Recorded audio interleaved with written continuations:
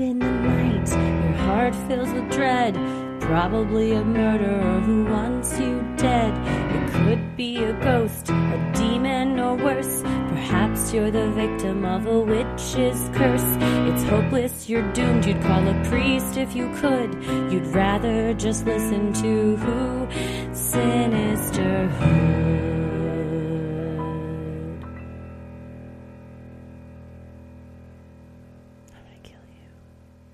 Hey y'all, illness has struck again, so we're taking some time off to rest and reset.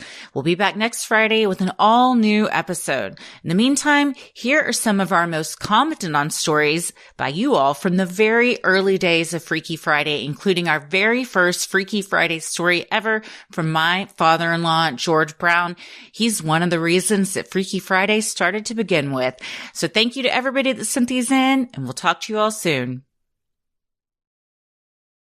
I was telling my therapist today, it's such a crazy window into people's lives that I am blessed to have, that I read all of y'all's stories, and it's just, thank you for trusting us with this, because these are some of the most vulnerable, personal things you can tell someone. And one night I was really high reading some on my patio, and I just was like, I don't even know this person. They're in South Africa, but they're telling me about something. And I was just like, this is crazy. Yeah. But I'm even sober, I would say I still agree with that. No, it is. It is. That's one of the best things is we're on tour and someone's like, I sent my thing in on Freaky Friday last year. It was thus and such story. And it's funny because we always are like, oh, we don't have the best memory, but frequently with Freaky Fridays, we're like, oh my God, yes. Yeah. Because these are such personal stories. So I will echo that. Thank you. And it is a window for all of us to say everybody has stories that none of us could ever know about. You know, your coworker at work, the person that was kind of snotty to you, giving you your breakfast sandwich at the restaurant this morning, some crazy batshit thing might have happened to them recently or in the past that you would never even know about. So that's why the teacher that I volunteer for had a thing that said, be kind, for everyone you know is fighting a battle you know nothing about, which she didn't come up with. It was a famous quote, but it's very true. Yeah, it's such a good reminder. So thank you all for being vulnerable, because it's not easy, but sure helps a lot of people, I hope, the ones that get to hear this. At least us. We appreciate you. Absolutely. I talked a lot about this today in therapy, so thank you all so very much. Well, I'm Christy. I'm Heather. And let's get freaky. As I said, this first one's from Mel, and the subject line is, my mom was stalked by a serial killer. Hi, ladies. Love you guys and the show so much. Let's get into it. I've been meaning to write this story in for a while now. I grew up in Seattle, which seems to be the serial killer breeding ground. What is it about Seattle? The rain 9 months a year? Anyway, in the mid-70s, my mom was a young college student that was attending classes in the University District, near the University of Washington. She has always been hyper-vigilant when it comes to her surroundings, and always had an uncanny sixth sense. She spent a lot of our childhood teaching my sister and I a lot about paying attention to strangers, always keeping the door locked, and what people are capable of. This is more of the norm now, but not so much back in the 80s. She was in her early 20s, living alone in her apartment, and didn't have a car, so she took the bus to and from school and work. Each day, for multiple days in a row, when she would get off the bus to walk to her apartment, she would notice a young, good-looking man watching her as she got off the bus. She took notice, but didn't think too much of it, as he never did anything that sent off red flags. Being checked out by a guy wasn't unusual for her, but she did acknowledge the situation and the man, and take note of him and what he looked like. She was an art student and was living in an apartment with her dog at the time, and would stay up late at night working on school projects while her dog cozied up and snoozed next to her. One night, she was up very late working on a project for school, when all of a sudden, her dog raised his head, stared at the door, and started to growl this really low, deep growl. It put her on edge immediately. It was a growl she had never heard from her dog before. The dog then stood facing the apartment door, growling again, but she still hadn't heard anyone at the door or any noise. She slowly crept near the door and peeked through the peephole and saw the guy that she had seen watching her at the bus stop. He was just standing, facing the door, seemingly weighing out his options, most likely hearing her dog. The dog continued to growl. My mom told me, He sounded like a wild animal or a wolf. I'd never heard him make a sound like that before or after. That dog sensed absolute evil and danger through that door. And thank God for dogs. We aren't worthy of them. That dog saved her life that night. The man ended up walking away, deciding that he didn't want to face off with the dog. It was only a few years later that she saw the same man's face in the news when he was captured. Theodore Robert Bundy. Ted Bundy. I wish I could hug and kiss that pup. I very likely wouldn't be here now if it wasn't for him. Thank you so much for reading this. I hope to hear it on the podcast someday. And shout out to my sister Lauren for turning me on to you guys. We can't wait to see you at a live show soon. Oh, baby dog, you are a hero. That is, when they make that sound, something's different. Yeah. Oh, yeah. Yeah. If you've heard your dog, everybody with the dog knows, like, they have their normal, like, somebody walk by the front door bark, but it's like, you hear that. Yeah, and you've never heard it. You're like, what is going on? One single time it happened with Buffy, and she's a pit bull, but she's notoriously friendly, sweet. She's a baby. When I take her to doggy daycare, they're like, oh, Buffy! They just love her. She's so sweet. Never has ever been aggressive to anybody on a walk. She's never bitten anybody. She's just so friendly. And one time I was walking her, and a guy on a bench, like, stood up toward me, and the sound she made, I was like, that's a demon in that dog. Oh. And I just went, you need to step back, because I've never heard her do that before. And he was like, oh, hey, whoa. I said, I'm serious. Step back. It's not safe. And then he was like, oh, okay. And he sat down, and I like very quickly walked away, and I was going to meet somebody and went the person I met and kind of told him what happened. But it's just something that she sensed that I was just kind of like walking along, not thinking. And I'm like, thank God you were with me. Right. Cause that kind of like, dogs are incredible. It's not a pizza dogs man. That can like sense seizures and other types of medical emergencies. It's just, they've got a sense that we don't have. And this one sure did. And, to say the dog sensed evil through the door is an understatement. I mean, one of the most evil serial killers that has ever walked the earth was mere feet from you. And yes. I mean, why would you be there if you weren't gonna, And then you got a dog, but if you live by yourself, I think having a dog is one of the best security systems you can have. Well, especially because, she said he's out there kind of sizing up, like, what should I do? How big does the dog sound? What do I want to do? And I think even medium to small size dog, God, I always laugh at how vicious the Goose is. I can't say she's so nice, and she's a Chihuahua. She's a demon. They all are. But I'm like, even a small one like her, I'm like, she'd go after somebody if they came at me. And if at the very least, somebody walking up on me, she notices in 2 seconds, like, I'll just be like completely in my phone, not paying attention. And she's right next to me like, and I'm like, oh, a safe person is walking you're like, up. My husband. Yeah, my husband, my mom, a guest at Thanksgiving. She's just growling at them. She's always ready to protect you no matter who it could be. Yeah, so my dog is just a demon. But like this dog, it's like, that's not just a delivery person. It's someone out there with nefarious intent. It made no noise. Correct. That was creeping. It's not like he knocked and was like, oh, I'm looking for Bob. Does he live here? Even so, don't answer it. But that book that people have recommended, I've never read it, but I keep wanting to, The Gift of Fear. Gift of Fear, yeah. And I was going to say, I just saw a couple people mention it on TikTok recently, so I might need to add that to my walk-in list or something, just because I think it's that same thing, is that we sense it too, but dogs have such a greater sense of, smell, intuition, whatever. They know what's up. They do. And I'm so glad that that dog was in your mom's life. That is fucking terrifying to...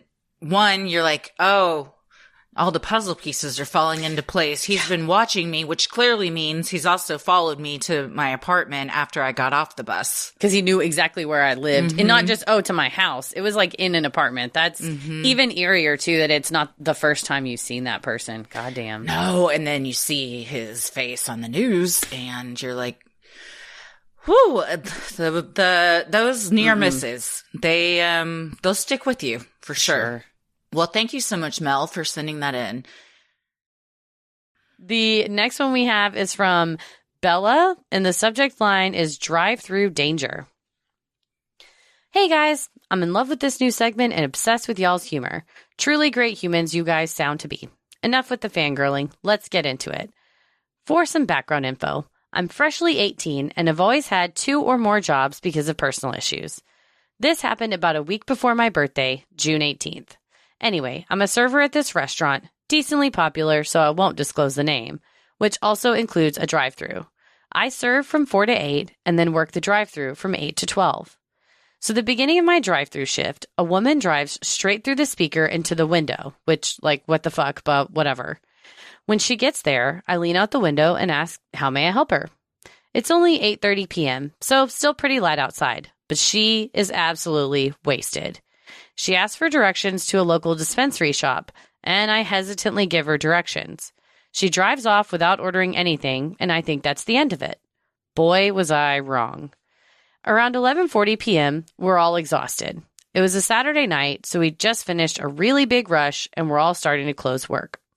Suddenly, the headset dings, alerting me and my manager, we'll call him Dan, and the other drive-thru person, Bill, that someone has pulled up.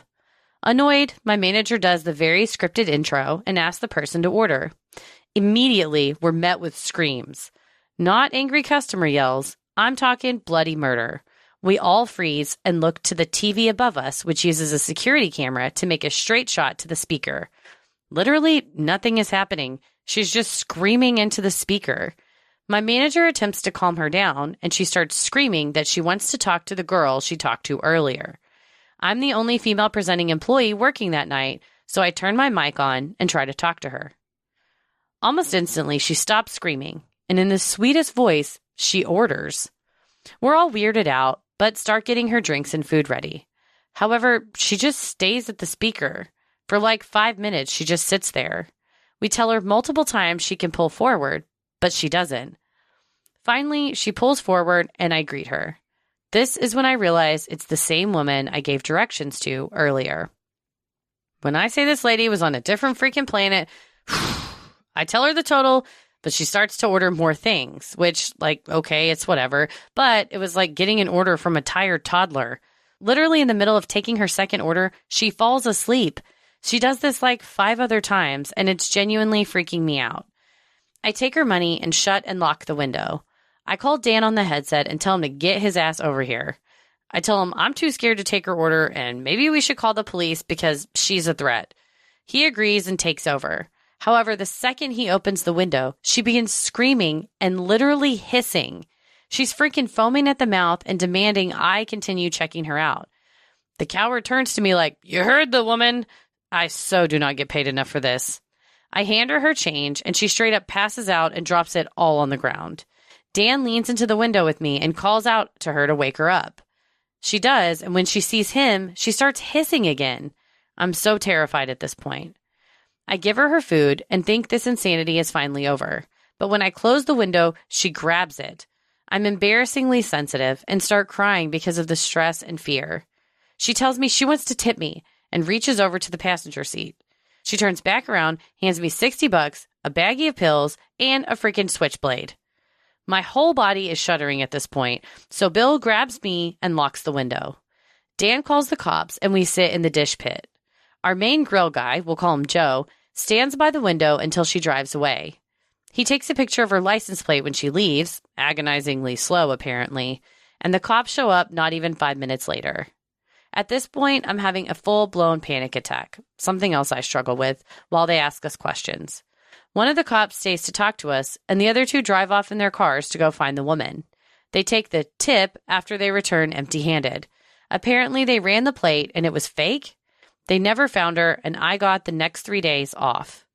I recently put in my 2 weeks' notice for unrelated reasons, but I still have to have someone walk me to my car after every shift because Joe and Bill insisted.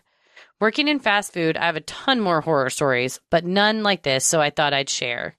Thank you all for all the hard work you put into this podcast. It's like 2 portable best friends to laugh with at any time.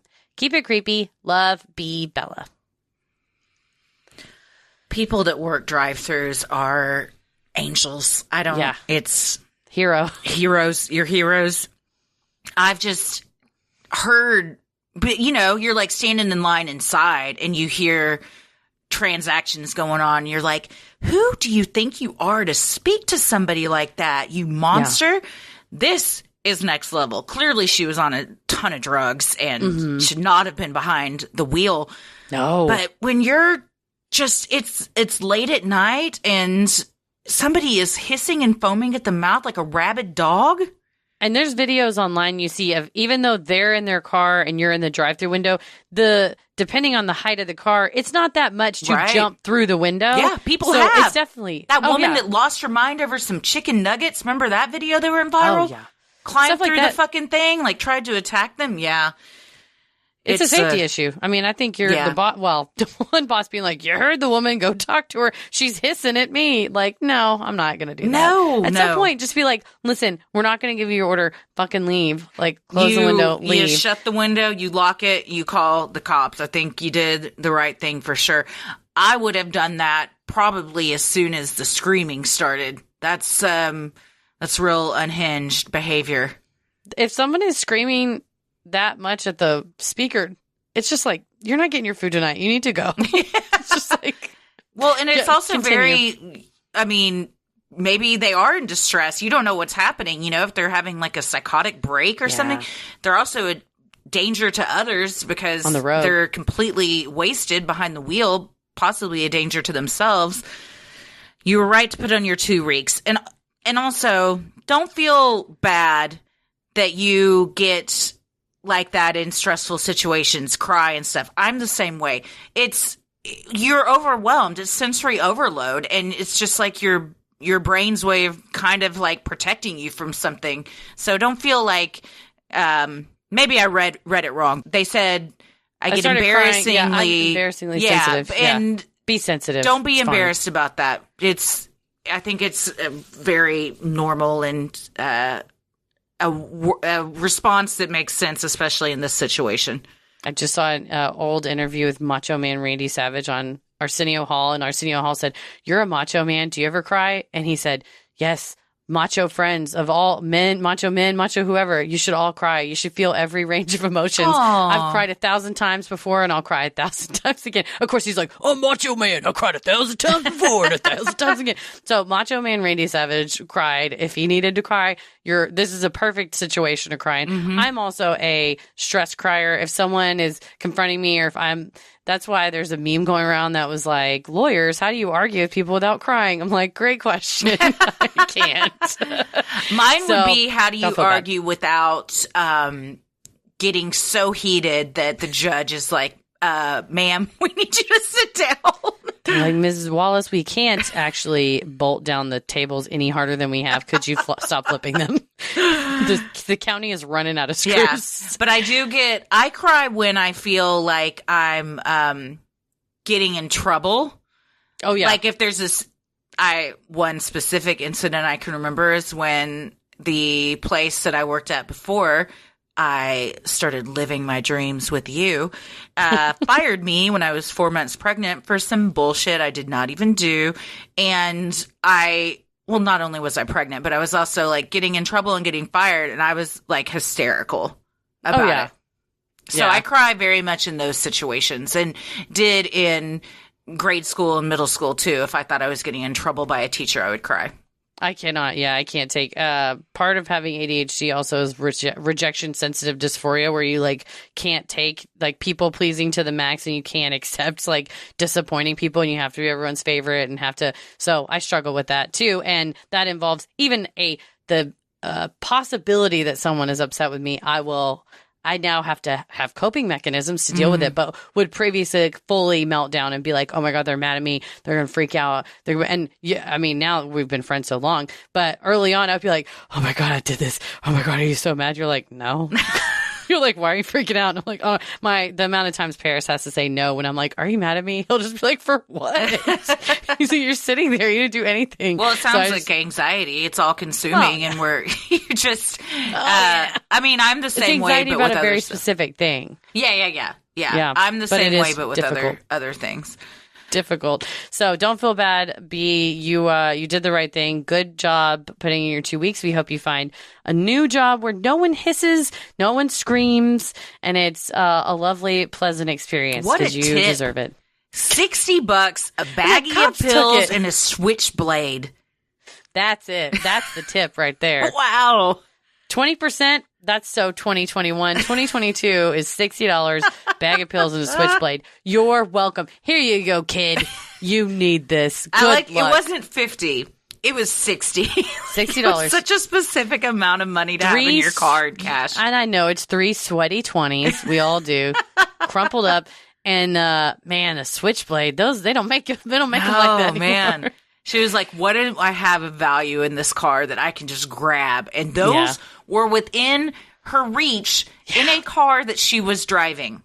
She's ready. You gotta be. You don't keep your switchblade under the seat. You gotta keep it right in the center console. Well, hopefully that woman also was found and given help because, like you said, that is a danger to others being driving around.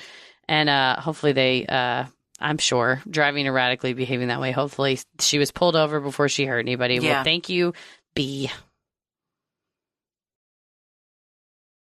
Sinisterhood will be right back.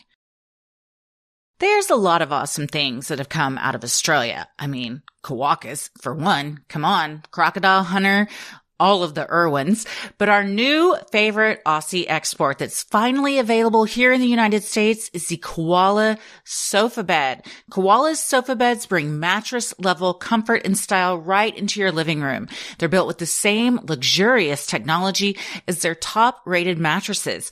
These sofa beds eliminate the stiff metal frames of traditional designs. Nobody wants to sleep on that. So you get pure cloud-like support whether you're sitting or sleeping. Plus, Koala's color palette, it's simply drawn from the Australian outback. You get vibrant, Instagram-worthy hues instead of the usual beige and gray. Assembly also couldn't be easier. It's everything you need, slides, clicks, or screws together without any tools or frustration. It's like a fun puzzle you get to put together. Designed to fit even the coziest homes, the Koala sofa bed comes in 3 sizes, ideal for small spaces, negating the need for a dedicated guest room. This is so clutch for me because we don't have a guest room. When people come to stay with us, now they get to sleep on a koala. And I don't just mean one that I'm trying to get as a pet, an actual sofa bed. On top of that, Koala is B Corp certified, donates over $6.5 million to environmental causes, and partners with 1% for the planet. Enjoy free shipping, free returns, and a 120-night risk-free trial to make sure your new sofa bed is the perfect fit. Upgrade your space with the most stylish, customizable, and elevated sofa bed available. To get $100 off your new sofa plus fast shipping, go to u.s.koala.com/creepy. That's u.s.koala.com/creepy to get $100 off your new sofa. Koala. Comfy, easy, sustainable. Ooh, welcome. Ooh, this is exciting. Very first Freaky Friday where we tell your odd but true stories. I'm excited. We announced this and then we had a lot of submissions. So depending on the length of them will kind of depend on how many we do in an episode, but we're going to get through 6 in this one. We're going to do 6 today. I want to tell, if I may, the freaky story of how we came up with this.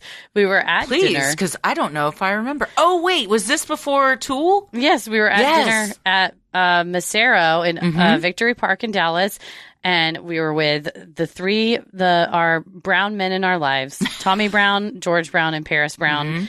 And we got to talking about, I guess, ghost stories or telling stories. And the famous George Brown, who we all deeply adore, was telling us a little bit about some encounters he had had. And we asked if he wouldn't write them down and send them in. And then we thought, well, where can we? And we just made a whole show because we got to. You got to tell. That's what we do. That's how Hallmark After Dark was born. Yeah.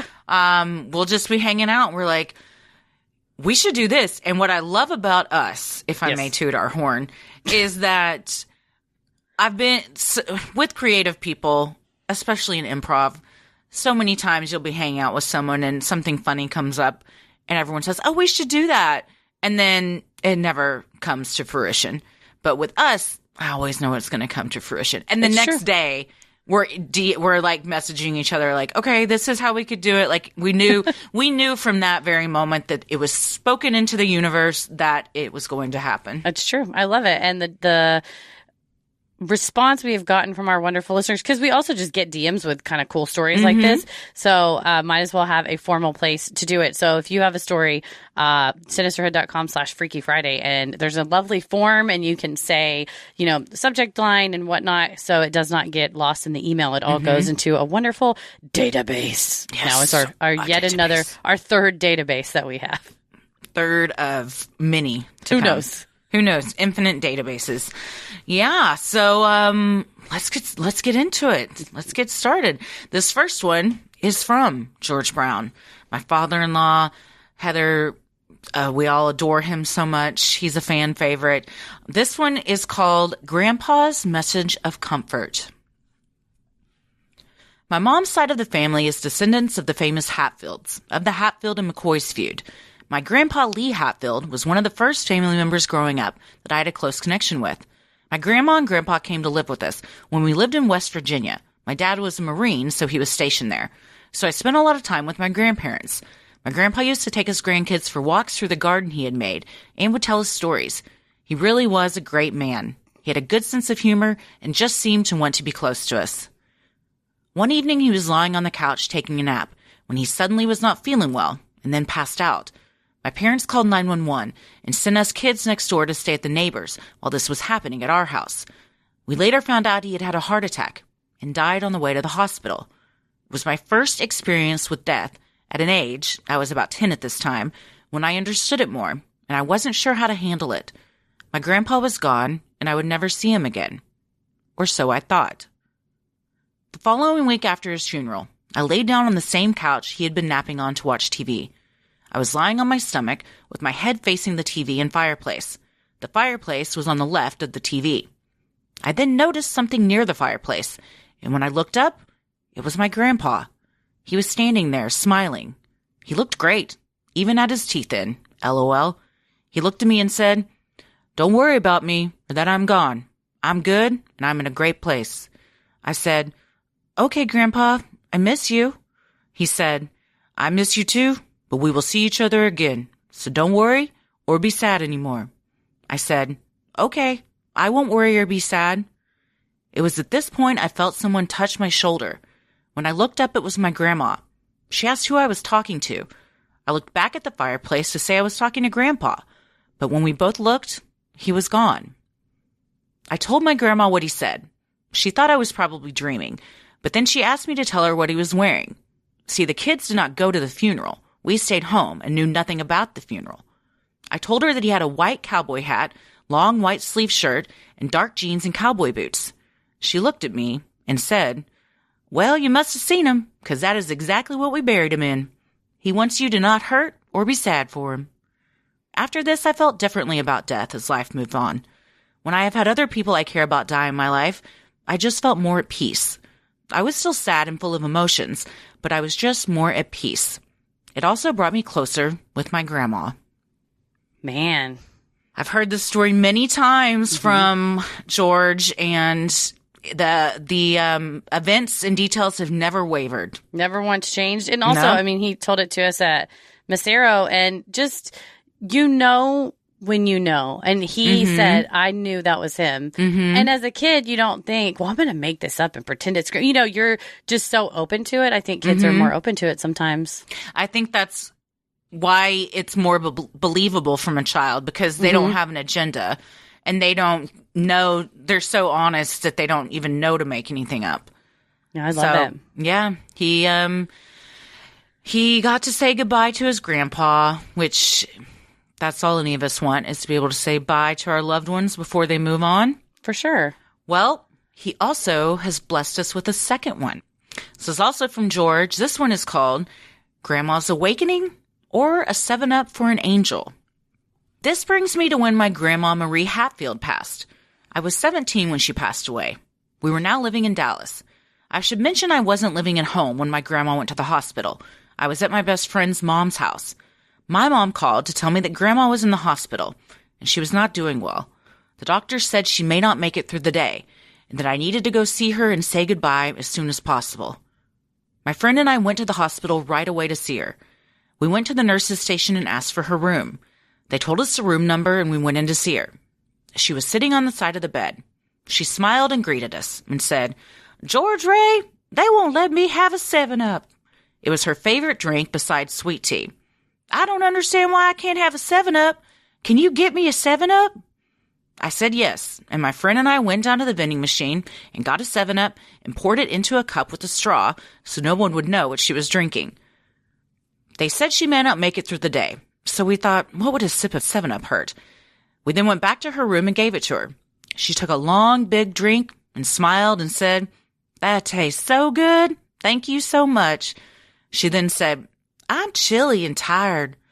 I told her I would go tell the nurses and have them bring her a blanket on our way out and let her rest. I hugged her and we said our I love yous, and my friend and I went to the nurses' station to tell them she needed a blanket. When we asked the nurse to bring her a blanket, the nurse got wide-eyed and said, "What? She talked to you?" I said, "Yeah, she was sitting up on the side of the bed." The nurse hurried toward her room and we followed. When we entered the room, she was lying in bed and was asleep. The nurse looked at us and said, "Are you sure you talked to her and she was sitting up? Because she's not been awake in 2 days and has not even moved." My friend and I looked at each other, and I walked over to her cup of 7-Up, and it was half full. We didn't know what to think. Looking back at it, I feel that my grandma had to see me and have her 7-Up to be at peace. She passed shortly after my visit. I always wondered if we were talking to her or her spirit. I may never know, but it didn't look like she had been up and sitting on the side of the bed drinking 7-Up when we went back in her room with the nurse. But I felt at peace, knowing that we had our last few moments, and I was able to give her the last drink of her favorite beverage. Wow. I don't think I had heard this one. Oh, I love it. I love it too, yeah. I'll say it's two people that I think know what's happening, or at least with Grandpa, know what happened to him, and afterwards want to just make sure little George Ray is okay. Yeah.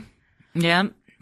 And because his friend was there, who I think I know who the friend was, you got two people verifying this story, you know? So there you go. Who knows if it was her or if it was her. I mean, she hadn't passed yet. So I think it was probably, she rallied. She knew that she had to. One last minute. I mean, I feel that. I'd be like, if somebody doesn't bring me a Diet Coke, I'm not crossing over into the next realm until I get a sip of Diet Coke. I know on my way out.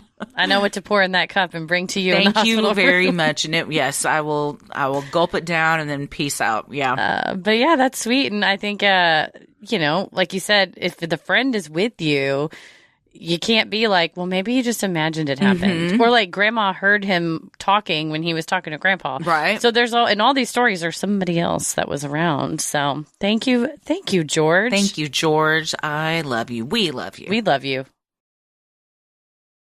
Sinisterhood will be right back.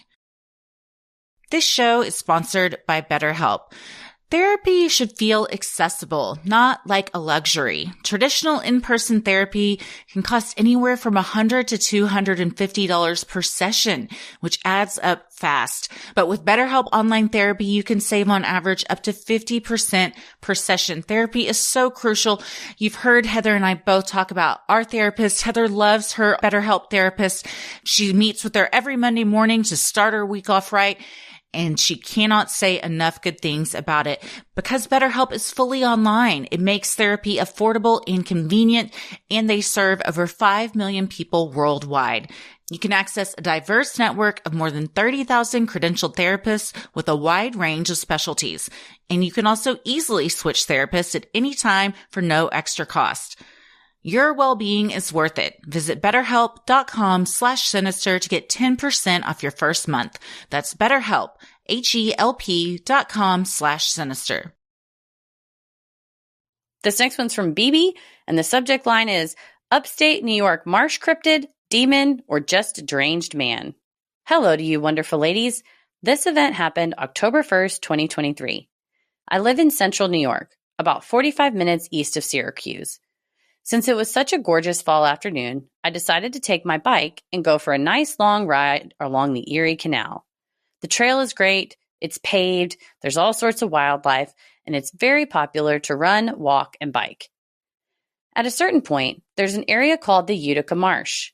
There's a gravel path that splits off the main paved path. Down that path, there's a lookout tower that you can climb up that gives you a really great view of the area. I veered off the main trail and started making my way down to the lookout tower. I stopped because I saw a figure away down in the distance. I couldn't tell if it was a person or an animal. I was squinting and straining my eyes, but I wasn't sure what I was seeing. The figure never got any closer to me, but it also never got any further away. The only movement it made was side to side. It kept going in and out of the tree line. I watched for probably 2 minutes or so. It was a combination of curiosity and fear that just had me frozen, staring at this figure down the path. From where I was standing, I could make out no features. It almost looked like just a large, three-dimensional shadow. It was all black, dark colors from head to toe. The energy felt extremely negative and threatening.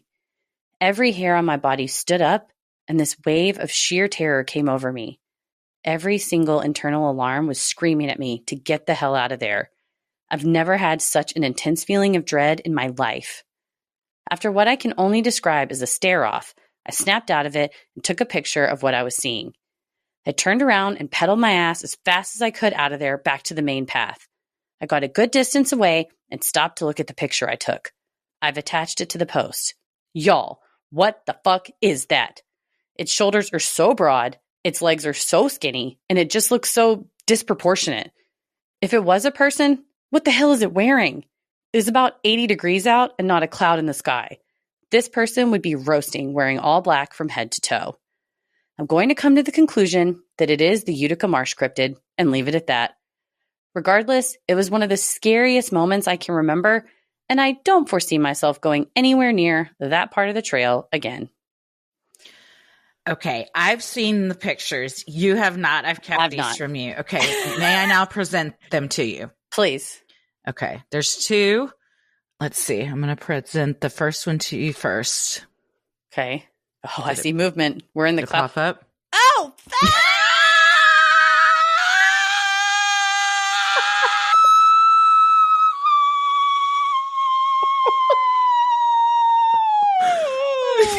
Hold on.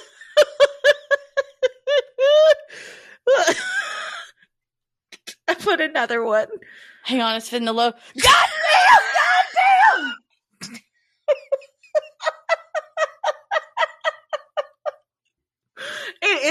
It's very scary.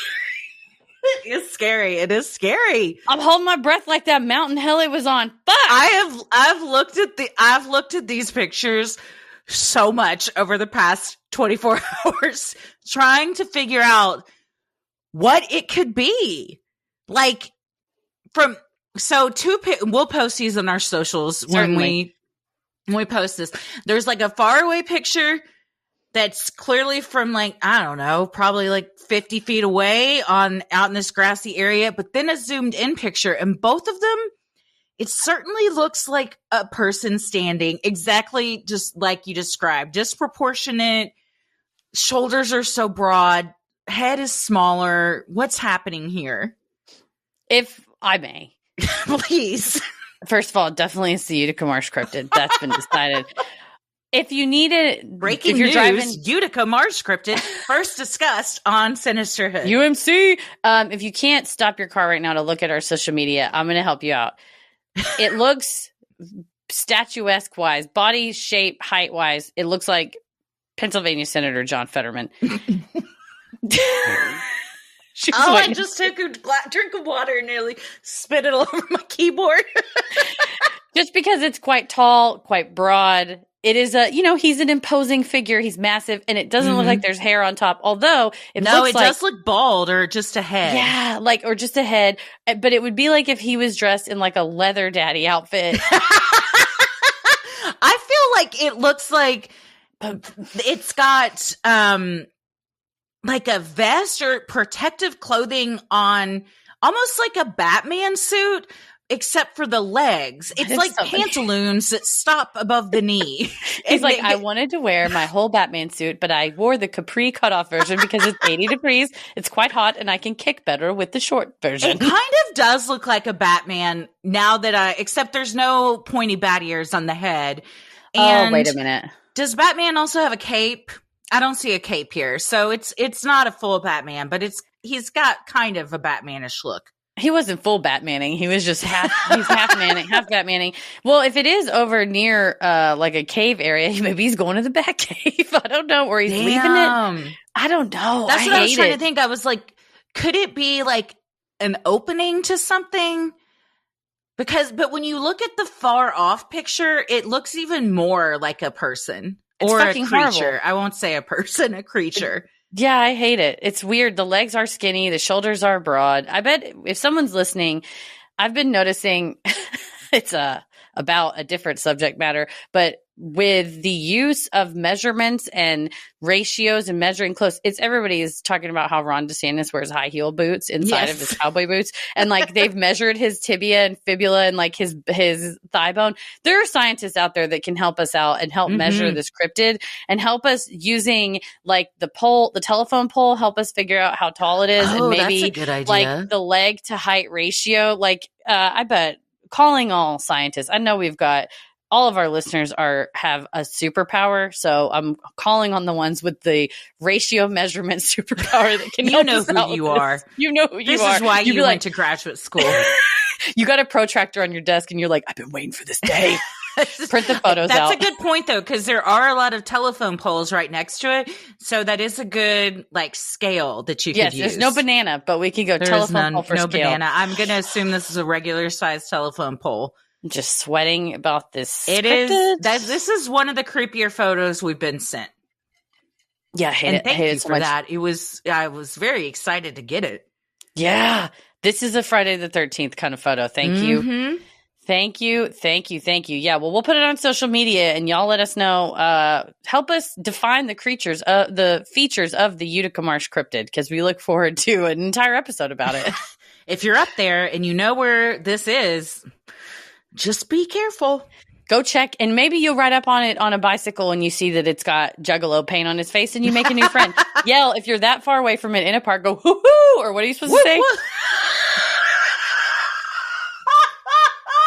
That's an owl sound. Whoop, whoop. Woo-hoo. That's mine. It's like I'm the Pillsbury Doughboy with Juggalo. Paint yourself like an owl. It's a Juggalo owl face on the Pillsbury Doughboy body going, woo-hoo, woo-hoo. Well, now you know what you're going to be for Halloween, so that's cool. I had another costume, and I'll have two. Nice. All right. Well, yeah, please send in any measurements you all can help us with. We need some help. We've got a legit mystery to solve now. We can do it. We can. Sinisterhood Nation, we're calling on you. Well, thank you, BB. Speaking of apps and falling asleep, this next one is from Jamie. The subject line, My Haunted Apartment and Sleep App Horror. Y'all gotta stop using these apps. Someone sent us one on Instagram, though, and it was just fart after fart after fart. That's what most people's are. That's why I was like, I don't want a sleep app because I don't want to get fronted out that I'm farting it up all night. Okay, this is from Jamie. Hello, I'm a huge fan of your podcast and was inspired to write this after hearing the last sleep app story. I don't know how scary this is because I've tried to tell it at bars and no one cares, but Lord, did it scare me. Sorry if it's long. Never apologize. For anything. Never. I live in a small studio apartment. I love my home so much. I spent most of the shelter-in-place days of quarantine 2020 adding shelves and admiring how cute everything was. The energy was so nice and calm until one day everything changed. I don't know when exactly the energy shifted, but it was significant. I have had trouble sleeping, and my neighbors upstairs are loud as hell. I do not know where they are going 24/7, but all I can hear at night is them walking. So I started using a brown noise app on Alexa as loud as it will go to drown out the sound. I also use earplugs. I used to use a sleep recording app, and I had started using it during quarantine again. Once I caught a clear sound of birds chirping, but that was like a nice thing, so it didn't freak me out. This time, I woke up and went through the sounds. I find a very clear sound of two voices speaking over me. I'm going to add a link to the audio. I live alone. I do not use my phone at night, and I know this is not my voice. I asked a million people, And to me, it sounds like two voices clearly speaking into my phone. It freaked me out even more because it's definitely so clear that it isn't my voice, it's not my cat's, and it also says phrases that I tend to say when I'm scared. My reaction to everything is, ew, I hate that. You can hear the brown noise in the background for a measure of how loud and distant the room noise is. The app I used also shows you when you're in different sleep stages. And at this point, I was in deep, deep sleep. And it sounds drastically different from how I sound when it picks up me sleep talking. Needless to say, I never used the app again. Here's the audio. I've heard it. I'm going to listen to it for the first time. I'm going to watch your face. Oh my god, ew.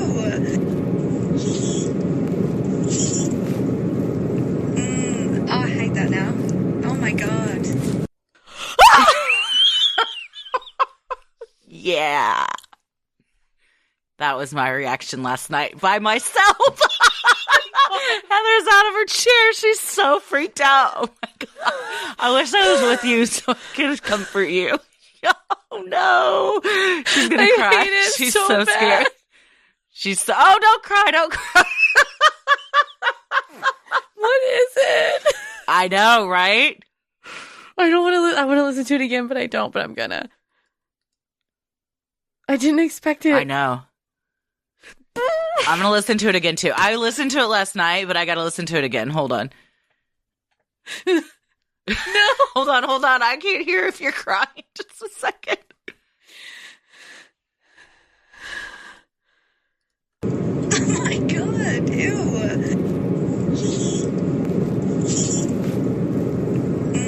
Oh, I hate that now.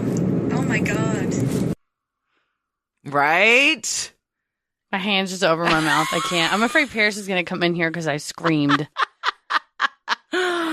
Oh, well, we will, y'all have heard it now because we're going to insert it at this point as well.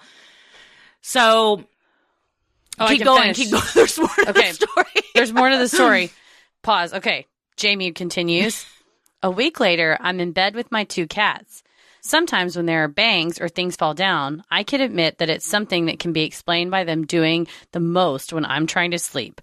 Or, for instance, the one time my entire bathroom ceiling caved in. That's a long, different kind of horror story.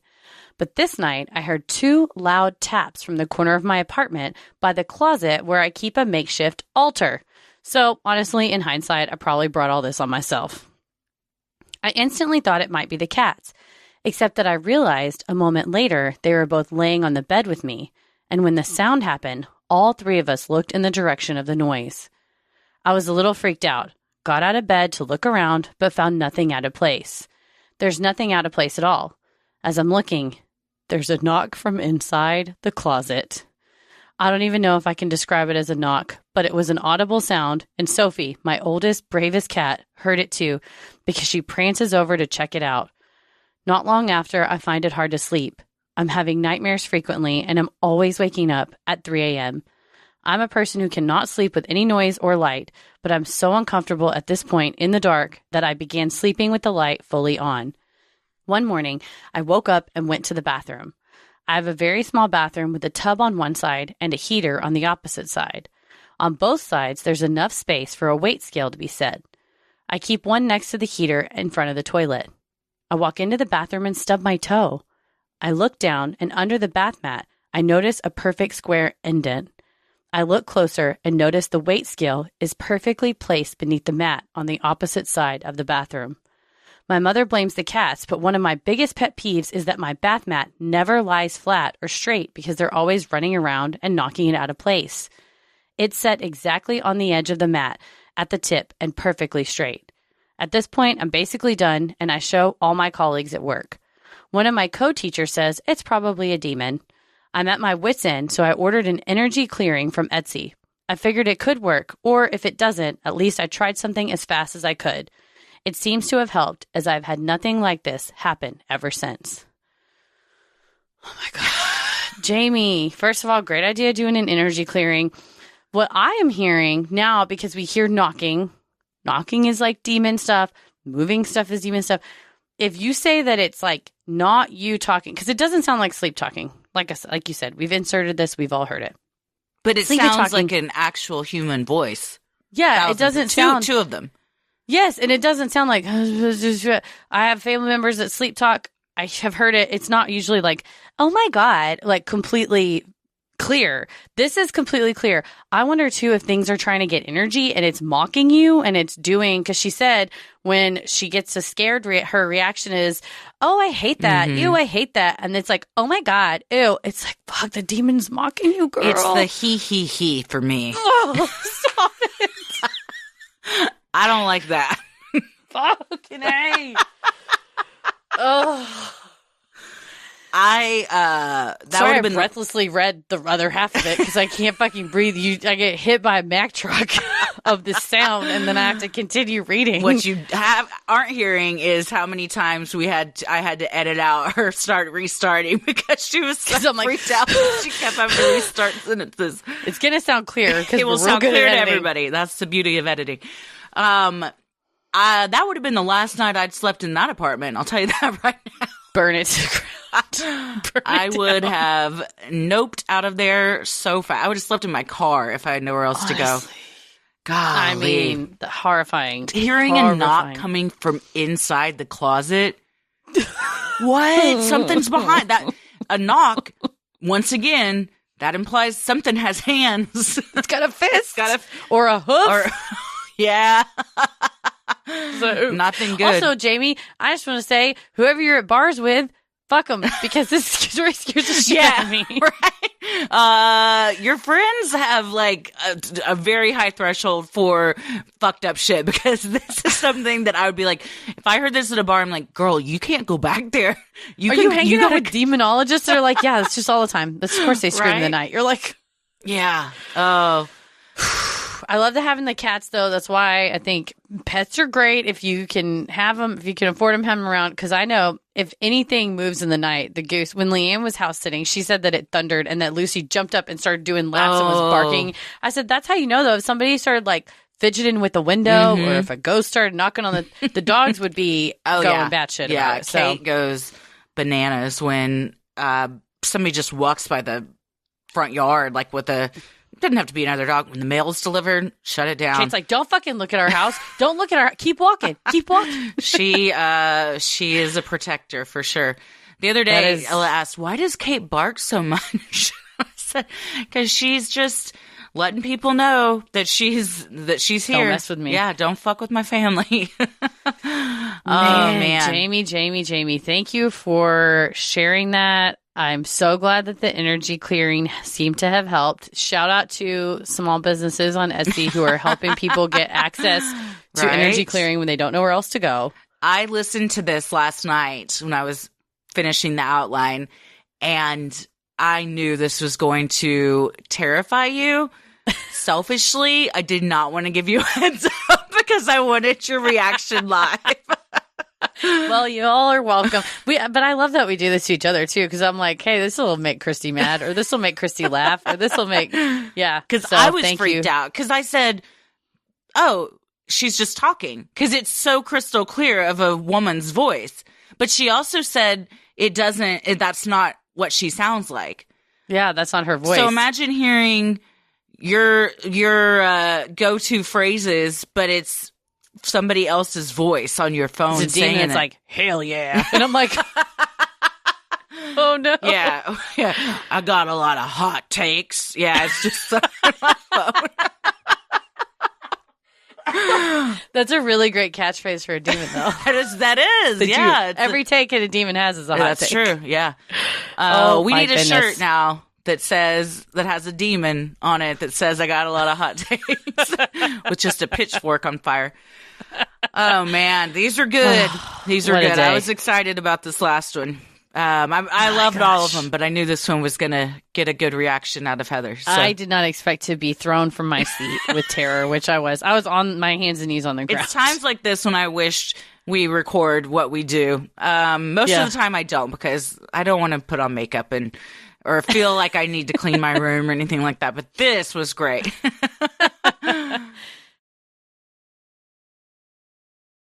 Sinisterhood will be right back.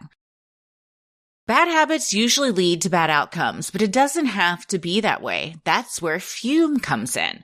Fume is a flavored air device. It's not a vape and definitely not a pipe that gives you a fresh way to take control of your habits. With flavors like crisp mint, peach blush, and cinnamon hearts, it's a smarter, guilt-free alternative. It fills the void ditching a bad habit can leave. Plus, it uses no batteries, no nicotine, no vapor, so you can use it anywhere. Fume is great if you're trying to kick a bad habit. It looks great. It feels great in your hand. It comes with a little stand so you can put it on your desk. It also has fidget things so you can keep your hands busy while you're trying to break those bad habits. Fume has already helped over 400,000 people take steps toward better habits, and now it's your turn. Use our code CREEPY to get a free gift with your journey pack. Head to tryfume.com. That's tryfum.com. Use code CREEPY to claim this limited time offer today.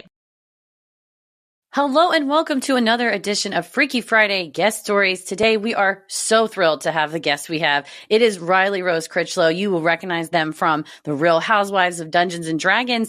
Thank you so much. I'm so excited to be here. I am so excited for you to be here too. Riley is also a member of my family. There you go.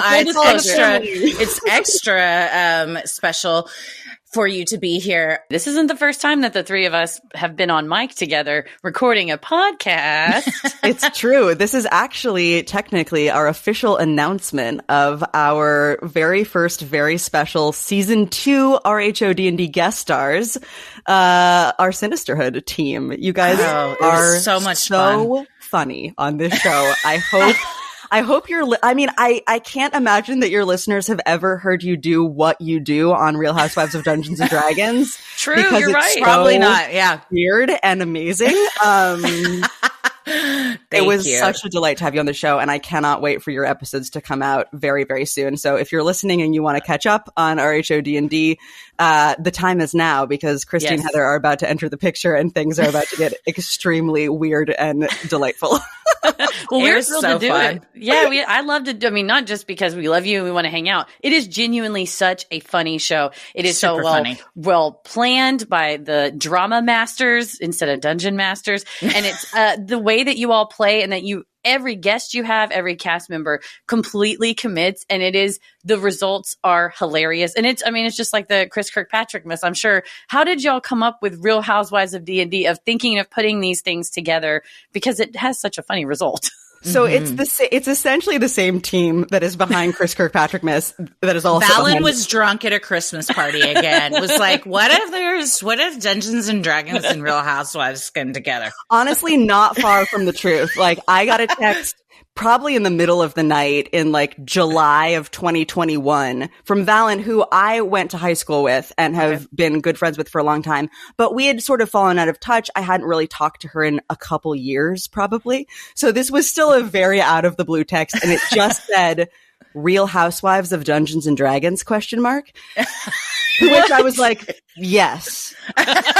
I'm in 100%. No notes, no questions. I love it. When we first started, when Valen sent me that text, I was like, yes, I'm in. I've never played D&D and I've never watched Real Housewives. So let's do some research. And then I did some research, which turned into me just becoming like hopelessly addicted to Real Housewives, which I'm sure we all probably could have seen coming. But I was like, no, it's for the show. Right. No. We've covered a couple of Real Housewives because of the crimes that have they've committed. And anytime Tommy would walk in and be like, it's for the show. I'm working right now. Okay. He's like, you've been watching Real Housewives for 5 hours straight. This is my job. Yeah. Thank you very much. I have a notepad next to me. Like, it's legit.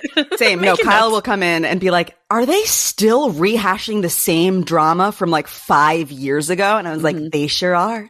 That's right. That's part of the joy. But once, you guys like cults. I also like cults. Big fan. Yeah. I guess fan's a weird way to say it, but I'm fascinated. So as a person who is fascinated by cults and has done a lot of research on cults, there was an episode of a podcast called Is It a Cult? I believe. Fantastic podcast. And they did an episode on Real Housewives. And in my research, I was like, well, I should probably research this as well. And I expected it to be that they were presenting the Real Housewives franchises as a cult that then the listeners were being pulled into, you know, that you were buying into this cult as a listener and like, watch out. But instead what they did, which makes so much sense to me, is they were focusing on the cast members as the members of the cult and the producers as like the overlords of the cult, which became so interesting for me to think about. Essentially, what I didn't realize about Real Housewives is when you become a cast member on the show, you are making a huge financial investment in a payoff that may or may not come. So in order to get your salary up to the level where it's making you money, you have to be on for several seasons. And in order to stay on for several seasons, you need to play the Housewives game, which is be interesting. Drama. Be dramatic, but also you're wearing the latest fashion. They're all paying for all their fashions, all their glam. Right. They're taking each other on these expensive, extravagant trips. And the more expensive and extravagant your trip is, the more likely maybe you are to continue to be on the show. Or, you know, it's an equation that's up to the housewives to try and decipher and decide what's going to make them a more interesting cast member so they don't get cut. So the producers are constant, and then it means they're more likely to start drama with each other. Yeah. And, you know, even if it's not real, even if it's them starting a rumor or something, because they're like, I'm going to get the screen time, and then I'm going to get the social media followers, and then I'm going to get, my contract's going to get renewed. So once I started looking at it through that lens, it's so much more horrifying, but also so much more fascinating. And that's where, like, I watch reality TV, but I usually like competition reality TV. But once I realized that Real Housewives is competition, that they're competing against each other to continue to be on the show, to get these contracts, to get wildly famous, and the payoff for somebody like a Bethany Frankel, who is maybe the most famous Real Housewife and went on to sell her company for hundreds of millions of dollars or whatever, a crazy amount of money. That, like, when you see what can happen to a very successful housewife, it becomes, you know, compared to something like Survivor, which has a $1 million cash prize, it's actually an even more significant win potentially. Yeah. But you're also sacrificing things like your personal life, all of your friends and family, your soul to the devil. You're willing to do whatever. And it is sad.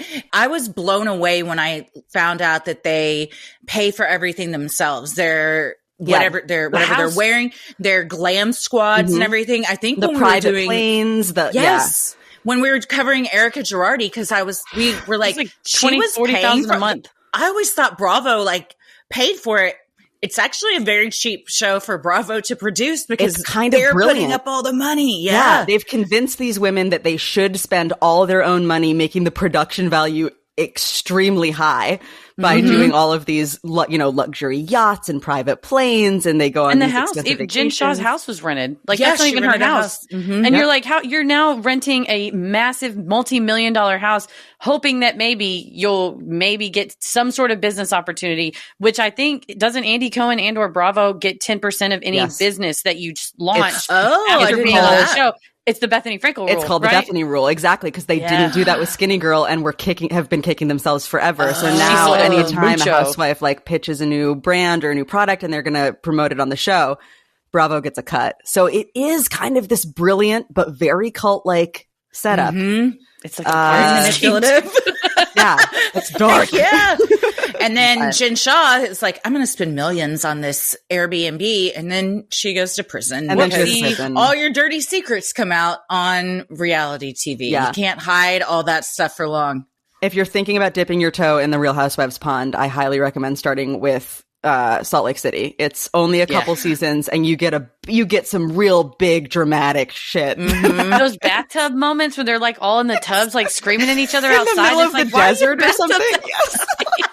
I was losing it, man. And then, of course, when they're all in the van and it's like, the FBI's coming to get Jen Shah, Bravo's just like, a producer's dream. So anyway, we were like, there's so much source material to work with, so many, like, the most extreme characters, the most extreme examples of drama and twists and turns and things that can happen. So putting that all in a classic D&D fantasy world excited us. We saw some potential there. So that's what we're exploring on Real Housewives of Dungeons. We were excited to be on season 2. So Christy's episode will air first. Is that right? Yes. Christy joins us first, and then Heather joins us shortly thereafter. So December 11th, I believe, is when Christy's first episode airs. So get ready. You'll have 10 days to get all caught up on season 1. Yeah, binge it all. Easily. Yeah. Easily. There's binge only, it. season 1 is 16 episodes, and I think you'll have a couple at the beginning of season 2 to catch up on, so it's doable.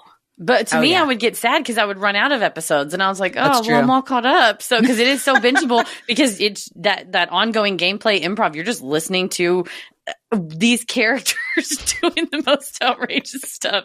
Anyway, but it's so impressive too. And I've always thought that about D&D, the dungeon master or drama master being able to keep track of everything that everyone has done in the story, and even y'all as characters remembering like things you said 12 episodes ago and like your character traits carrying through. It's a lot of information to remember, and everyone executes it perfectly. Well, thank you. Because in my experience, I'm like, I forget so much every episode. Valen and Allison, our drama masters, have done a wonderful job of keeping copious notes. And also they help us a little bit more than your typical DM might.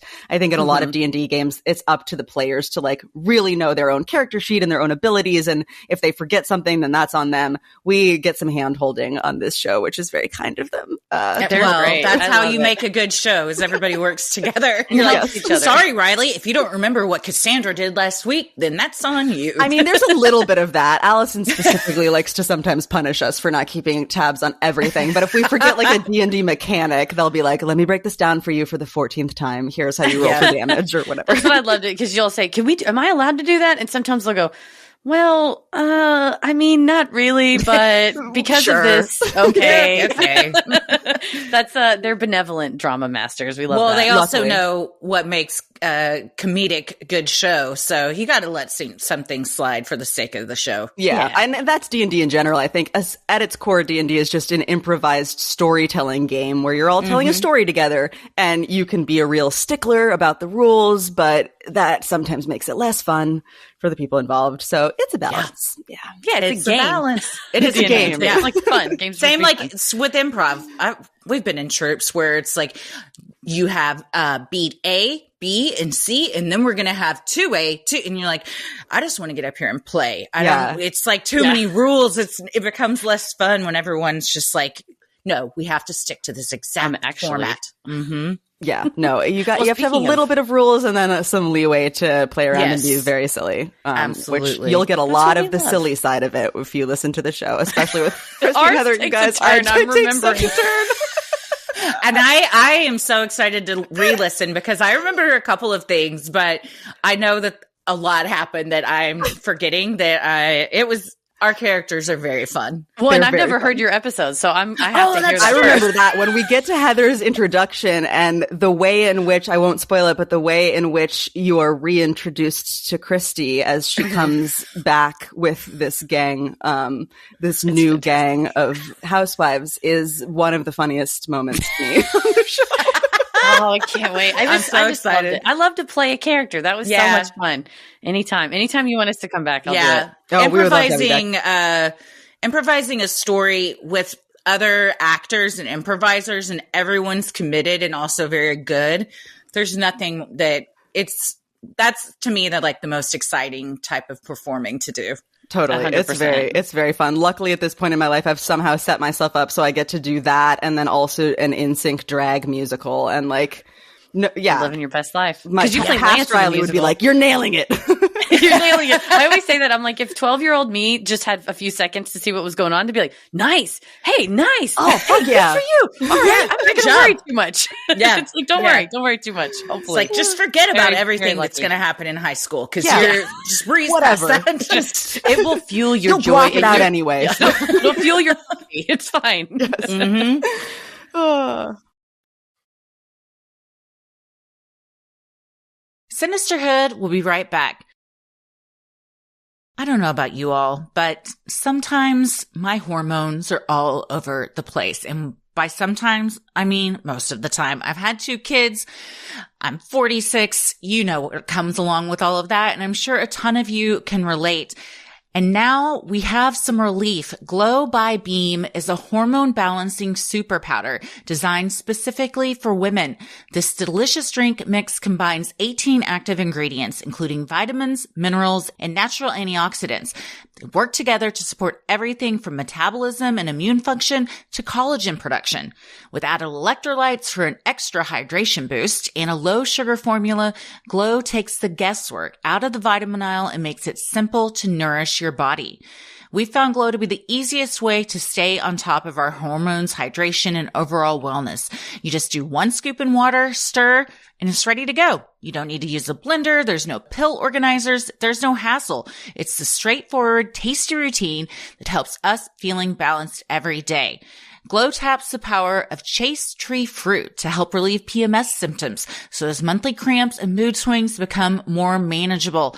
It also blends vitamin C with bromelain to support a healthy inflammatory response, easing aches and helping you feel your best when life gets hectic. On top of that, Glow supports thyroid health with vitamin A and selenium for steady energy, and features magnesium plus ashwagandha to promote deeper, more restorative sleep, so you can wake up refreshed and ready to take on the day. I mean, there's nothing bad about this. There's never been a better time to prioritize your health and try the best-selling Glow Super Powder. Get up to 35% off for a limited time when you go to shopbeam.com/creepy and use code creepy at checkout. That's shopbeam.com/creepy and use code creepy for up to 35% off. Well, I'm eager to hear your Freaky Friday story because I heard, because you and Christy have been acquainted with one another for what, 13 years? How long have y'all? How long have you and Kyle Yeah, been I guess together? Kyle and I have been together for 10 years. So 10 years. Okay. Yeah. Okay. And Kyle is my brother, for most people for know, reference? but if you have never heard, he is one of my brothers. And yeah, so Riley and I've had the pleasure of having Riley in my life for a decade now. Now. So you've gotten to hear some Riley stories. So I'm here, and I'm sure the audience is excited too. What kind of Freaky Friday story you got for us today? yeah, so this is not a story from my childhood, though I did grow up on a tiny island in Maine where all sorts of weird shit happened. When I was thinking about all my weird stories and which one to choose, this one stuck out to me because it's relatively well documented, because I had an interesting experience in Los Angeles, and then I contacted an expert about it, and I have my emails with this expert. You came with receipts. I came with receipts. And so that was also easier. I don't think I would remember as many details if I had just, if it was just a glimpse from this. I think it's from 2013. So yeah, 11 years ago. Right before I started dating Kyle. So, back when my life was even weirder. Here's where we're going. March 3rd, 2013. I was driving to set, shooting Video Game High School, along the 5 freeway in Los Angeles, going north, heading past Griffith Park. We were shooting the 3rd season of VGHS, I believe. This was at about 6:10 a.m. As I was passing Griffith Park near Glendale, I looked up and saw what I can only describe as 3 dragons flying over my car. God damn it. What? I was not expecting. I'm sorry, did you say dinosaurs? You saw 3 dinosaurs? Well, I've never heard this story, and I can't believe I've never heard this story, but I'm so glad because my reaction is genuine. I'm shocked and thrilled at the same time. It's happening. We're getting proof. It's finally happening. Here we are. So yeah, saw 3 dragons. What did they look like? When you looked up, were you immediately like, yeah, that's a dragon? Well, so I was driving and the dragons were flying towards me. So I just got, as they flew over my car, so I grew up with a mother who is very into birds and would frequently, when we were driving, be like, hawk, and you have like 2 seconds to see it. Right? Your eyes are on the sky when you're driving so anyway. As soon as there's something flying over, I'm already like, 'cause I don't want to miss the hawk. When my mom's like, owl, and I'm like, there it is. As a child, I'd be like, what? And then it's too late and you miss it. So you learn. You learn to watch the sky. I also worked for several years as a reptile handler. So I am relatively familiar with, here's a sentence, I'm relatively familiar with what the belly of a large lizard looks like. That's the thing. You're telling us because you're qualified in bird information and lizard information. And what is a dragon but a bird? Put your hands together. Lizard. That's what you've got. So what it looked like to me was, and I'm also, because I've looked up and seen birds in my life, unlike most people, I'm pretty familiar with like the shape of a hawk versus the shape of a crow or the shape of an owl or something like that. So I was already in this split second analyzing like, what is that? Is that a goose? Is that they're pretty large. There's 3 of them flying in like a V formation, and they flew over my car, and they looked to be about several feet long with like a head to body to tail ratio that I couldn't ascribe to any bird I had ever seen. So like the head, and then there was a neck, I could see visible neck, and then the body, they had wings that were long and angular and pointed, which you don't usually see in birds. So they weren't feathery. I mean, I couldn't tell if they were feathery because they were high up, but it was more about the angle of like the elbow. Do birds have elbows? Yeah. Is that the joint, anatomically? The wing joint? Yeah, it looked like there was like an elbow like angle. I see what you're saying. You know what I mean? So like they could, like it wasn't just like hawks, they might be straight out. Right. You know what I mean? And like a Barbie doll. Seagulls have like a little bit of an angle maybe, but it was sort of like an angular wing. It didn't look like an arm. It looked like a wing, but it was kind of like a pterodactyl. You know what I mean? It's got like a little bit of an angle in it.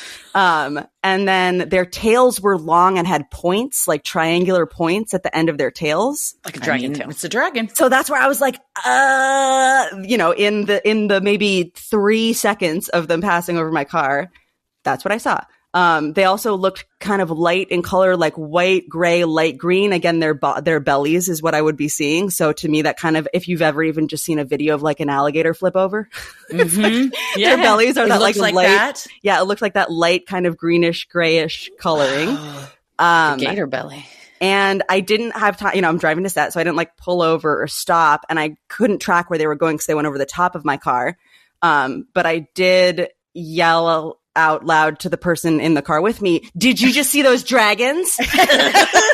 And he just said, "What?"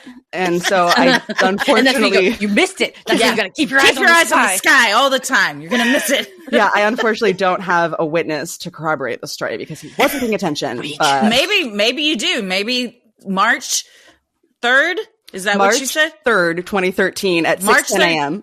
If you witness these 3 dragons in Los Angeles flying through the sky, please let us know. Please. We need confirmation. Please. Sinisterhoodpodcast@gmail.com. Send it now. Don't delay. So like at the time, the 3rd season of Game of Thrones was about to premiere in like a couple weeks. So immediately my brain starts going like, what the fuck? So Game of Thrones had been doing a lot of promo stuff. I figured maybe it was like a cool publicity stunt with like big kites or something that looked like dragons that are like, set up on wires or something. So when I got to set, I just kind of casually started asking people if anybody else saw dragons on their way to set this morning. Nobody did. What? So, haters. I know, lame.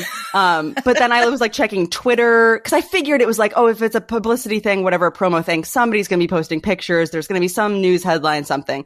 Couldn't find anything. I feel like people in Los Angeles, you have to get used to that because sometimes TV studios go hard on promotions. And like when they had the Smile campaign and there's just people looking absolutely deranged. I'm sorry, in the movie, they run at you and kill you. And now they're standing next to me at a baseball game. Yeah. Some guy can't hit off, he can't hit off a home run having that standing behind him. It's just the people of Los Angeles are always subjected to a barrage of bizarre promotions. So it makes sense that you're like, yeah, exactly. Immediately where my brain went, I guess I didn't go to a place of like, I probably didn't see dragons. I was just like, those were dragons. Why would there be dragons? The movie. Whose are they is the next question. Who left their dragons here? Who let the dragons out? It's this classic question. Rawr. Yeah, I was trying to think of how fire would sound. There it is. Tommy, put in some fire sounds here. Oh, yeah, and dragon sounds.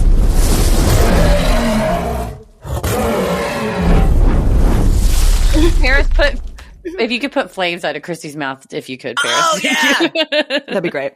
that'd be sweet. So yeah, obviously I got nowhere on set. So when I got home later that night, after some more extensive Googling, I got in touch with a dragon expert that I found on the internet. Yes. Thank you for not dropping this. No. Yeah, Other people would have just gone, all day. This was on your mind, and you're like, now I gotta. They're home. like, Riley, can we do another space. take of that? You're like, yeah. What the fuck were those dragons? What was my line? Set down my sketches that I'm like feverishly preoccupied. You're a little bit. How'd you find a dragon expert?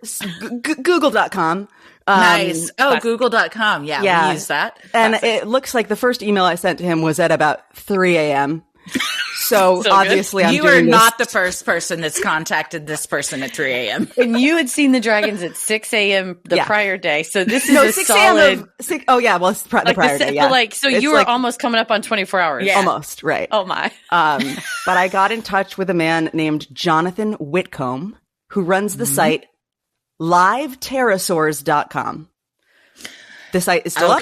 He's still doing the work. I messaged him through his website. I described my sighting, and he wrote back almost immediately. 3 a.m. I think I emailed him at like 3:13. He wrote back at like 3:41 or something like that. He like got right back to me. That's probably when he does the majority of his dragon work. I didn't know if maybe he was asleep and he not like through any kind of a notification on iPhone, but just sort of subconsciously, he's like, someone's seen a dragon. Intuitively, he popped out of bed. Like, they need help. So he wrote back because he had some follow-up questions. He wanted to know if the dragons were flying towards Griffith Park or away from Griffith Park. They were flying towards. He wanted to know about how high they were above the freeway. I said not too high, although I'm not a great judge of distance, but not too high. They weren't like way up in the sky like a plane. And then he also wanted to know whether my car passed directly below them, which it did, and if I saw any neck on any of them, which I did. So I sent that back to him. He got my answers, and he replied, "I'm grateful for your help. I believe you may have seen 3 American ropens, an unclassified flying creature that appears to be a living pterosaur, sometimes called pterodactyl. But it would be very helpful if we could communicate more." He then asked me for more clarifying details, such as, did you see any feet on any of them? I had not. Could you make any kind of determination about feathers or the lack of feathers? I could not. And was there any glow or any kind of light coming from any of the 3 flying creatures? There wasn't. But it was daytime. So I don't know. Maybe if I'd seen them at night, they would have been glowing. Who knows? So he then reconfirmed that his best guess as to what I saw was, again, likely ropens. And he told me that there had been other sightings in Southern California. So to determine the exact classification, he sent me a group of sketches of silhouettes so that I could identify which one looked the most like the dragons that I saw.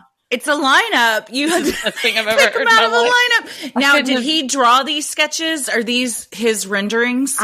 Is there a way I can send you these sketches? You can text it to us if you want. We can. Okay, these are the sketches. Oh, okay. It goes 1 through 34 different possibilities. This is a lot. Who knew there were so many? Yeah, they range from like what I would call, obvious birds to obvious dragons with like some maybe alien airships, and then like the Batman symbol is in there for good measure. Yeah. I see a bat. Number 1 looks like bat to me, and then there's they kind of some look like hawks, and we're by the time you get to 34, we're into some pterosaur territory. Pterosaur territory. How long did it take between each of your correspondence? Yeah. Okay. So he wrote back to me the first time at 3:44 a.m. And then I followed up. I think I was maybe asleep by then. One would hope. The next day, 2:50 p.m. He wrote back at 4:51 p.m. I wrote back at 5:22 p.m. He wrote back at 6:08 p.m. I wrote back at 6:11 p.m. He wrote back at 6:21 p.m. I wrote back at 7:43. He wrote back at 7:56, 9:42. 2:58 a.m. is when he sent me the silhouettes. God damn. And then we get into the following day. These people he's doing the Lord's work. This is great. Truly. So which one did you say it looked most like? Because we'll share this with your permission. It'll be on screen. Yes. This on our socials so we can. Just in case anybody else has a pterosaur sighting. Yeah. Also, yeah. Any kind of sighting. Yeah. Yeah, they might have seen something. It's useful. So I told him that the silhouette that best matched my sighting was number 13 on the list. Number 13. And he told me that I had chosen the Sordus pilosus, which is a rhomphorhynchoid or long-tailed basal pterosaur. For those of you with science backgrounds, now you have that information. Wow. So a dinosaur is what he's saying. Yeah, I guess. Or yeah, a pterosaur, which is I think maybe between a dinosaur and a dragon, or maybe they're the same-ish. There's a lot of crossover. Who's to say? Is it? Yeah, we talked about him in the Houston Batman episode because that's spotted in Houston, and that's a similar thing. And there's a Texas version of this fella that you're describing. It sounds like They probably know each other. But he has the cowboy hat on top. That's the only difference.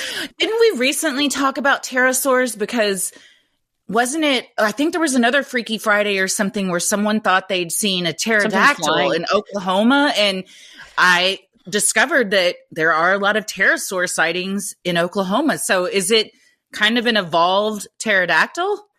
I mean, everything Jonathan said about it was that it's like classified as its own species, but that it seems to be pterodactyl adjacent in some way. So perhaps it was like the evolution of these creatures that we thought were extinct still remains, but their ancestors being close to pterodactyls or pterodactyl adjacent in some way. I think he has a book and his website is still up, so we could probably dive even deeper into this. Oh yeah, we'll be reaching out.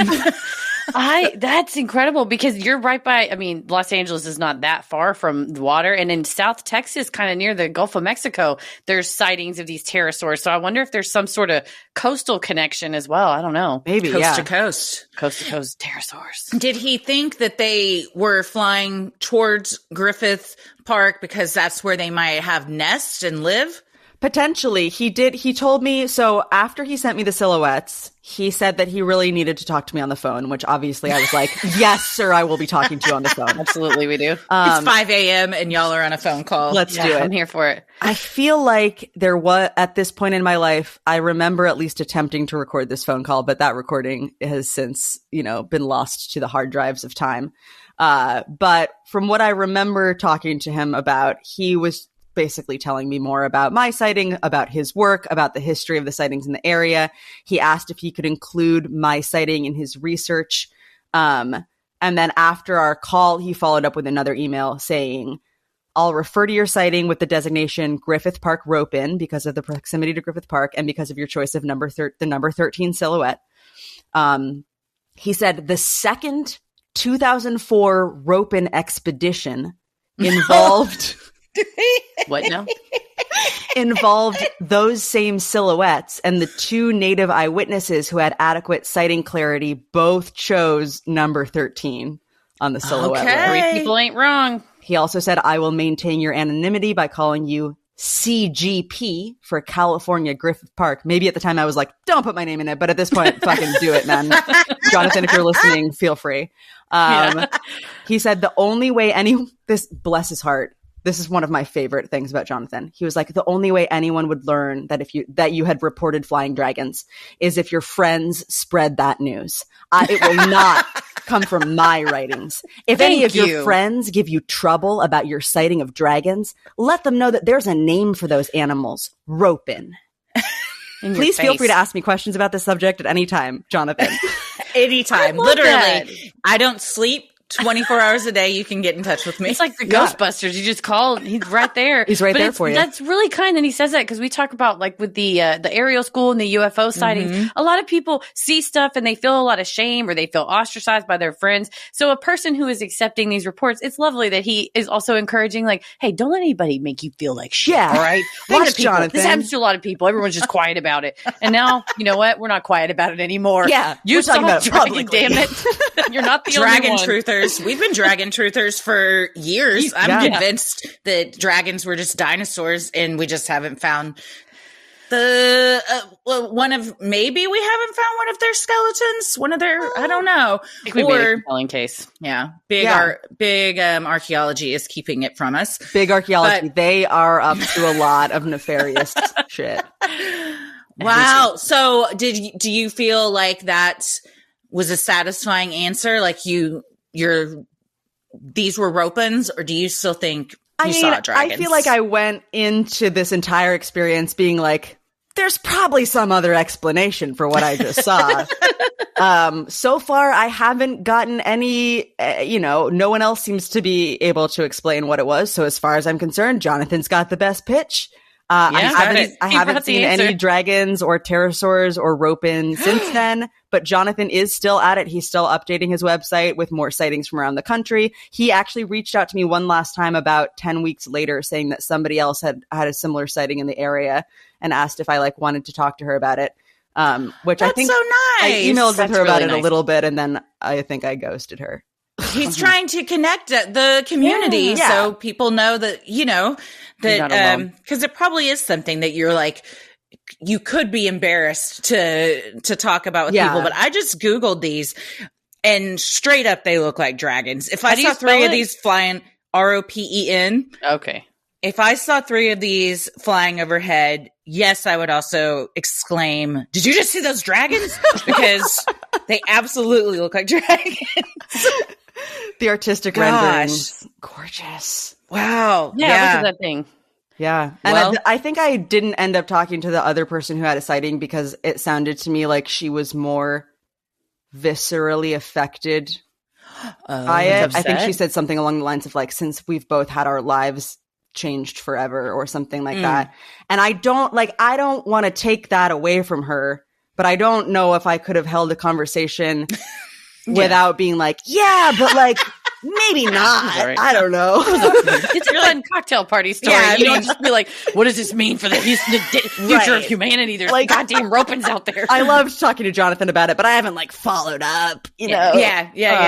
You're not going into meetings or anything. Right. I'm also not being life. Jonathan's a hack. I'm do it, man. Follow your heart, do your research. Livepterosaurs.com. Pterosaurs is spelled with a P. Yes. For those of you who, if it's been a minute since your last dinosaur class. That is an important. Is he? They should call it that, dinosaur class. Is he just passionate, or what is his? It sounds job? like a cryptozoologist to me. So he is a cryptozoologist. Is that what he is? Yeah, I don't know if I got his this does say when I googled Ropen, the first thing is the Ropen, meaning demon flyer, is a cryptid thought to be either a big bat or more commonly a pterosaur on New Guinea Island. Well, you weren't on New Guinea Island. You said his name is Jonathan David Wickham? Yeah, so live. Oh yeah, he's got a book on Amazon called Live Pterosaurs in America. So this must be the book you're in. I'm gonna get this. Great. I believe I'm referred to as CPG or something along those lines. Well, you'll have to autograph it for us. Yeah, would you sign it for me? Next time I see you in purpose? Thank you. Yeah, but I mean, if you've seen any pterosaurs in California or elsewhere, you could definitely contact him. It says that he is a cryptozoologist. Yeah. I was just a guess on my part. It's in his. Oftentimes they are, in the talking heads on your History Channel Monster Quest shows. So, it's some of them say monster hunter and others say a cryptozoologist. Yeah. It's however you want to identify. If you're a cryptozoologist, you're into conservation versus a monster hunter's trying to put the trophy on the wall is how I see it. No, that's an important distinction.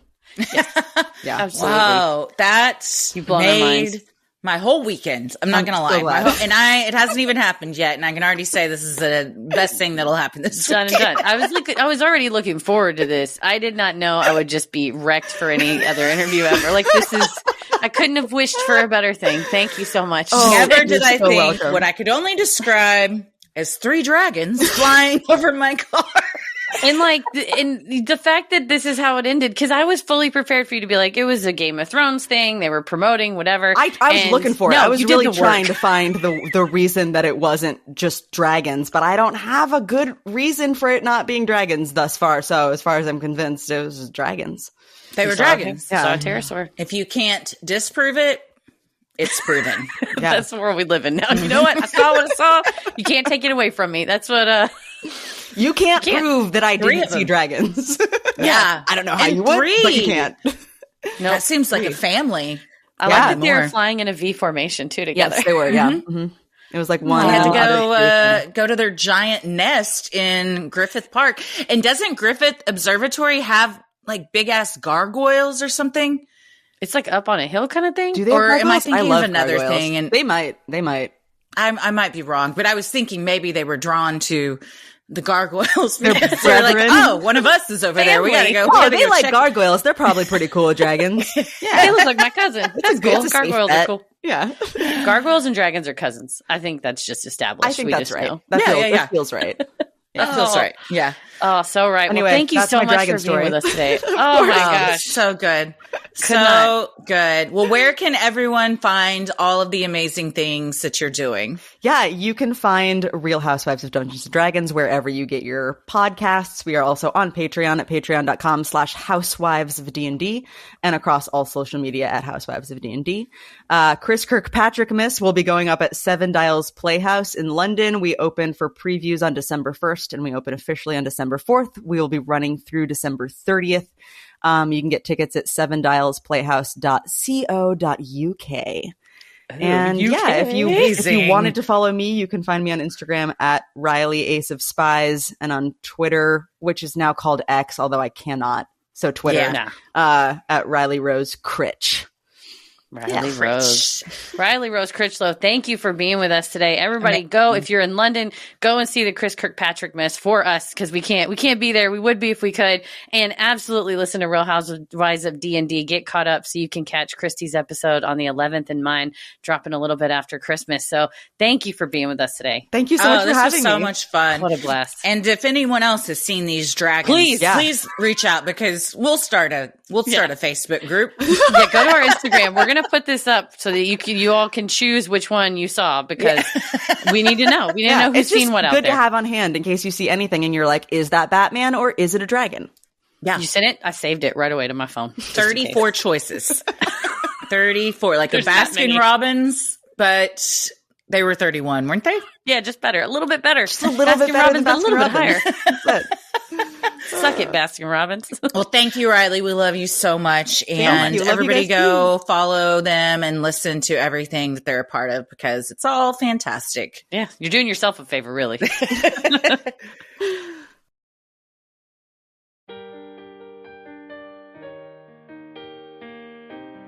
Speaking of freaky, got something creepy that you've caught on camera? Maybe you got a static person you got on camera. You found a weird or unexplainable clip online. Maybe you just have a funny video that you need us to see. Well, send it our way and we'll live react to it during Sunday Scaries, our weekly live stream over on Patreon every Sunday at 8:30 p.m. Central. It's totally free. You just got to sign up as a free member. And by doing that, you get other cool stuff just passively. Yeah. You know what I mean? You're not even trying to, and we're going to give you stuff. Signing up as a free member on Patreon, literally just put your email address in. You'll get notifications from us when we go live, when we have things posted. Once a month, you get free audio bonus content that's usually reserved for the first tier, the So Sinister tier. And there's also just a back-ass catalog of all those, because we've been doing the free once a month for a while. So there's already something for free for you on Patreon if you just go stick your email address in, not to mention joining us on this live stream on Sundays. But there's so much more on Patreon beyond the free. Oh, yes. Beyond the free. You'll get ad-free episodes, monthly live stream Q&As every third Thursday of the month, quarterly live bonus content, weekly audio bonus content, mini-sodes, merch discounts, and a community of the best listeners on the whole internet. Heather mentioned earlier, our most recent mini-sode on the God Helmet is pretty bananas. And if you're into the stuff we talked about today, it's definitely up your alley. Absolutely. Head over to Sinisterhood.com and click shop on the top banner to check out merch like t-shirts, mugs, totes, stickers, and even clothes for your kiddos. While you're on our website, you can also review the show and submit topics and cases you'd like us to cover. You'll also find fun things like topic-based playlists and tickets for Crime Wave at Sea 2025. I'm so excited to see. I was talking to my friend being like, I just didn't think you'd go on a cruise ship. I said, the only thing that's going to get me on one, I'm going on it willingly and with all awareness, but really I'm drawn by the call of the triangle and the call of the aliens. do things. So the fact that we also get to go with you guys and we get to have fun, we're basically going to go on vacation together. It's not just us. You're also going to hear Henry and Ed from last podcast, two of the fucking funniest people in the whole entire world. Incredible podcasters like Scared to Death, Dan and Lynn's, also the gals from True Crime Campfire. It is a campfire lineup, but we don't set a fire on the ship. We're not going to do that. No, but you're we'll not allowed bring to the do fire. But there's all kinds of cruise amenities, whatnot. We can't wait. Oh man, there's going to be live podcast recordings, meet and greets, fan meetups. So you could maybe meet your new bestie. Mm-hmm. We got a Discord channel specifically for if you're trying to find a roomie, maybe for this as well, and split the cost of a cabin. You can go over to our Discord and check that out too. And thank you so much to everyone that has bought tickets. We just had a call yesterday with the Crime Wave people, and we're very pleased with how this is all coming along.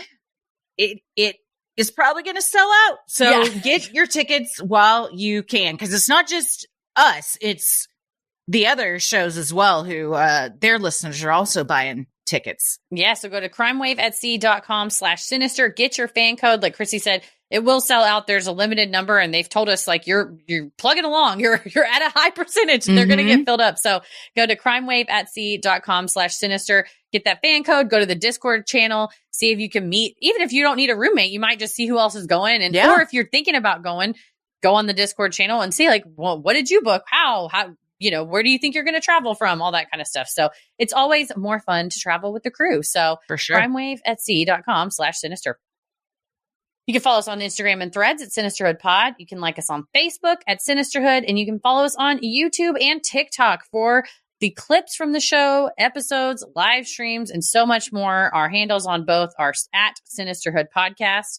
And if you want us to make a video just for you or the Sinisterhood fan in your life, book a cameo now. From happy birthdays, birth announcements. We're coming up on Mother's Day, Father's Day, graduations. Perhaps you're graduating and you're like, I don't know what the fuck I'm going to do now. Pep talk. We love a pep talk. We love to give advice, answer questions via a cameo. And it's a personalized custom video. And you dictate what is in the video, whether it's just us or also like McGruff or said lady body, anything that haunts the former inhabitants of this room that I'm haunting currently now. We'd love to bring it on the video. So go to cameo.com/sinisterhood and book yours now. Where are you at the computer? That sentence was out of order, but they know. I'm on Instagram and Threads at Christy M. Wallace and TikTok at Christy or GTFO. Where, Heather, you, computer? Sometimes my brain just puts the words in a different order, but I check them before I post them most of the time at Heather versus the world everywhere. As always, the devil rules the airwaves. Keep it creepy.